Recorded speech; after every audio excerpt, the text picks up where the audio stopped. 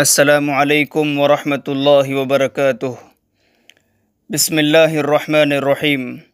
الحمد للہ وکفی وسلام علی عبادہ الذین اصطفی، اما بعد۔ اعوذ باللہ من الشیطان الرجیم۔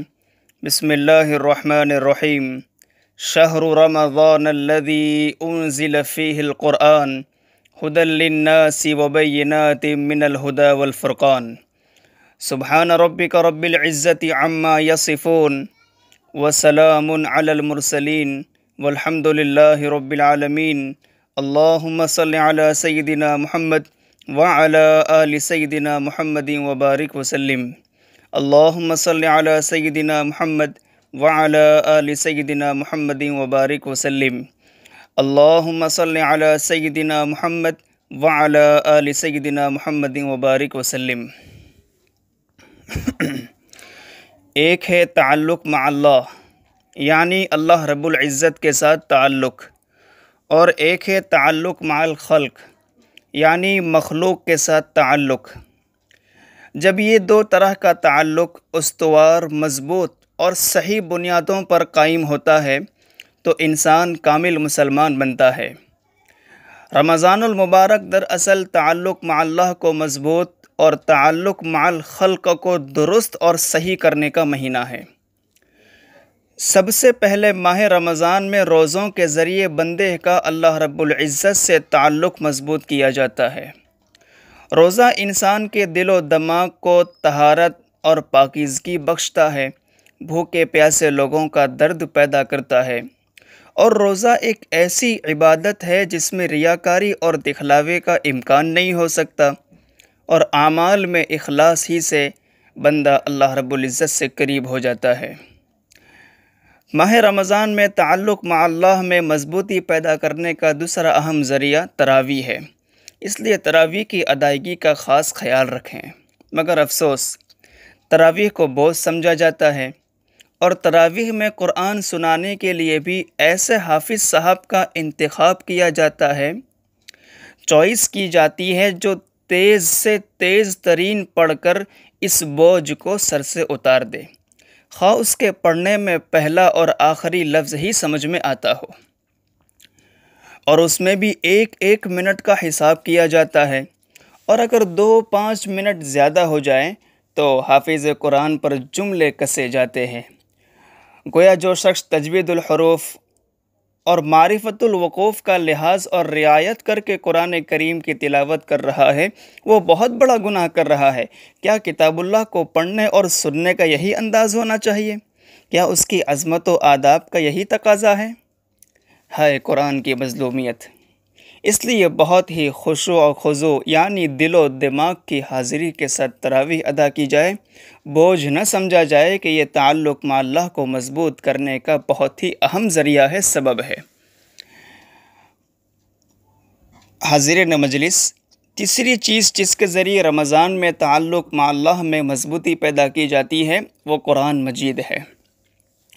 قرآن مجید کو رمضان المبارک کے ساتھ خاص مناسبت ہے، بلکہ رمضان کی رونق ہی قرآن سے ہے، اور کیوں نہ ہو کہ اس مقدس کتاب کے نزول کے لیے، اس مقدس کتاب یعنی قرآن کریم کو نازل کرنے کے لیے اللہ رب العزت نے اس مبارک ماہ یعنی رمضان المبارک کا انتخاب فرمایا ہے، اور تراویح میں قرآن مجید کی تکمیل یعنی قرآن کریم کو ختم کرنا سنت رکھا گیا۔ اس لیے اس مبارک ماہ میں تراویح اور دیگر نمازوں کے علاوہ ہمیں عام اوقات میں بھی تلاوت قرآن کا اہتمام کرنا چاہیے۔ اس سلسلے میں ہم مسلمانوں سے بڑی کوتاہی ہو رہی ہے، غفلت و لاپرواہی ہو رہی ہے، بلکہ بعض لوگ تو وہ ہیں کہ پورا مہینہ اسی طرح گزر جاتا ہے کہ ایک پارے کی تلاوت بھی نہیں کر پاتے۔ ایسے لوگوں کی محرومی میں تو کیا شک کیا جا سکتا ہے کہ رمضان میں بھی جن کو اللہ رب العزت یاد نہیں آتے۔ کسی شاعر نے کیا خوب کہا ہے، اب کون سے موسم میں وہ آس لگائیں، اب کون سے موسم میں وہ آس لگائے، رمضان میں بھی جس کو اللہ تعالیٰ یاد نہ آئے۔ قرآن کریم کے سلسلے میں یہ عاجز ایک اور بات کہے گا، وہ یہ کہ تلاوت قرآن کے ساتھ میرے بزرگوں قرآن کریم کے معانی کو سمجھنے کی بھی کوشش کرنی چاہیے کہ قرآن ہم سے کیا کہہ رہا ہے۔ اس کی سب سے بہتر شکل یہ ہے کہ معتبر اور مستند علماء کرام کے درس قرآن کے حلقے میں حاضری دی جائے۔ گمراہ نہ ملے گا تمہیں شیطان سے بدتر، گمراہ نہ ملے گا تمہیں شیطان سے بدتر، اور ہادی نہ ملے گا تمہیں قرآن سے بہتر۔ ایک اور عبادت جس کا بالخصوص رمضان میں زیادہ اہتمام کرنا چاہیے اور جو رمضان میں تعلق مع اللہ کا اہم ذریعہ ہے وہ دعا ہے۔ دعا کا رمضان سے بڑا گہرا تعلق ہے۔ احادیث میں روزے دار کی دعا کی قبولیت کا وعدہ فرمایا گیا ہے۔ خصوصیت کے ساتھ افطار کے وقت دعا کی اہمیت بتلائی گئی ہے، مگر وہ وقت افطاری کی تیاری میں گزر جاتا ہے، اس لیے افطاری کی تیاری جلد کر لی جائے اور پھر دعا میں وقت گزارا جائے۔ جتنی دعا میں مشغولیت ہوگی اتنا ہی اللہ تعالیٰ سے تعلق مضبوط ہوگا۔ پانچویں چیز جو بندے کو اللہ رب العزت سے قریب کرتی ہے وہ اعتکاف کی سنت ہے، اور یہ تو گویا تعلق مع اللہ کی انتہا ہے۔ اعتکاف میں بندہ دنیا کے تمام جھمیلوں سے الگ ہو کر اللہ تعالیٰ کی چوکھٹ پر پڑا رہتا ہے۔ اعتکاف میں مخلوق کے ساتھ انس و محبت کے بجائے اللہ رب العزت کے ساتھ انس و محبت پیدا ہو جاتی ہے، اور یہی انس و محبت میرے پیارو قبر کی وحشت میں کام آئے گی کہ جس دن اللہ رب العزت کی ذات کے سوا نہ کوئی مونس، نہ کوئی غمخوار، نہ کوئی دل بہلانے والا۔ اس لیے اعتکاف کا اہتمام کیا جائے۔ شافع محشر ساقی کوثر رحمت للعالمین خاتم النبیین محمد مصطفیٰ صلی اللہ علیہ وسلم رمضان کے آخری عشرے میں اعتکاف کا بڑا اہتمام فرمایا کرتے تھے۔ اعتکاف میں بندہ مسجد کے نورانی ماحول میں ذکر و عبادت میں مشغول رہتا ہے۔ یہ نورانی ماحول بندے کے دل میں نورانیت پیدا کر دیتا ہے۔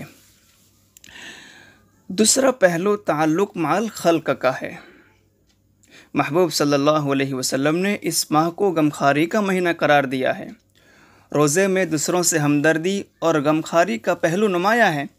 معاشرے اور سماج کے دولت مند افراد، مالدار لوگ جب روزے کی حالت میں بھوک سے دوچار ہوں گے، پریشان ہوں گے، تو انہیں اپنے سماج کے ان بھائیوں کی تکلیف کا احساس ہوگا جو نان شبینہ سے بھی محروم ہے، یعنی جنہیں 2 وقت کی روٹی بھی بمشکل نصیب ہوتی ہے۔ یہ احساس آدمی میں دوسروں سے غمخواری پیدا کرتا ہے، اور مخلوق کے ساتھ تعلق اس وقت مضبوط ہوتا ہے جب کہ اس کی بنیاد غمخواری پر ہو۔ جب تک مخلوق کے ساتھ ہمدردی نہیں ہوگی، بندہ حقوق العباد میں کامل نہیں ہوگا۔ کیا آپ نہیں جانتے کہ محبوب صلی اللہ علیہ وسلم اس مبارک ماہ میں کثرت سے سخاوت فرمایا کرتے تھے؟ آج کل ہمارا کیا حال ہے کہ ہم لوگ رمضان میں اپنی ذات پر تو خوب خرچ کرتے ہیں، جو بسا اوقات بہت سی مرتبہ اسراف کے دائرے میں آ جاتا ہے، لیکن سماج کے دوسرے بھائیوں پر توجہ نہیں دیتے۔ یہ تو غمخواری کا مہینہ ہے، اس کا تقاضا یہ ہے کہ ہم اپنے دوسرے نادار اور غریب بھائیوں کا خیال کریں۔ رب کریم پوری امت مسلمہ کو ماہ رمضان کی قدر کرنے کی توفیق عطا فرمائے، آمین، بحرمت سید المرسلین و خاتم النبیین صلی اللہ علیہ وسلم۔ تو تعلق مع اللہ کو مضبوط کرنے کے لیے 5 چیزوں کا اہتمام کریں گے۔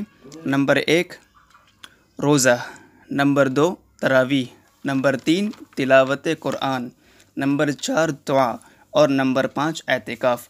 اور تعلق مع الخلق کے سلسلے میں جیسے اس عاجز نے کہا کہ تعلق مع الخلق کو اگر مضبوط کرنا ہم چاہتے ہیں تو پھر ہم اپنے دلوں میں دوسروں کے لیے ہمدردی پیدا کریں۔ یہ غمخواری کا مہینہ ہے، اس لیے خوب دل کھول کر خرچ کیجیے، جوڑ کے رکھنے کا مزاج نہ بنائیں۔ آخر میں اس شعر پر اپنی بات کو مکمل کروں گا، گفتگو کا دامن سمیٹوں گا۔